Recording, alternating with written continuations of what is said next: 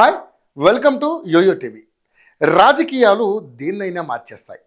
ప్రాణ స్నేహితులు సైతం విడిపోతారు. ప్రస్తుతం తెలంగాణ రాజకీయాల్లో ఇదే జరుగుతుంది. మాజీ సీఎం కేసీఆర్కు ఓ క్లోజ్ ఫ్రెండ్ ఉన్నారు. ఆయన ఇప్పుడు సీఎం రేవంత్ రెడ్డి ఫ్రెండ్షిప్ కోసం తిరుగుతున్నారని గత కొద్ది రోజుల నుంచి ప్రచారం జరుగుతోంది.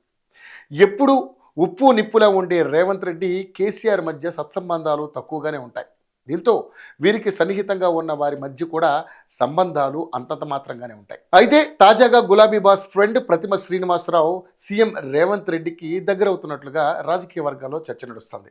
హైదరాబాద్ వేదికగా జరిగిన మాజీ గవర్నర్ చెన్నమనేని విద్యాసాగర్ రావు స్వీయ చరిత్ర ఉనికి పుస్తకావిష్కరణ సభకు సీఎం రేవంత్ రెడ్డి ముఖ్య అతిథిగా హాజరయ్యారు. ఈ వేడుకలకు సభాధ్యక్షుడిగా వ్యవహరించిన ప్రతిమ శ్రీనివాసరావు సీఎం రేవంత్ రెడ్డిని ఆహ్వానించడం హాట్ టాపిక్గా మారింది.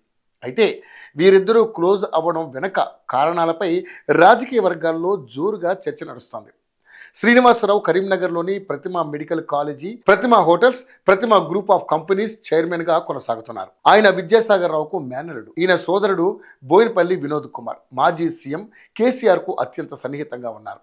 ఇదే టైంలో శ్రీనివాసరావు కూడా కేసీఆర్తో సత్సంబంధాలు కొనసాగించారు.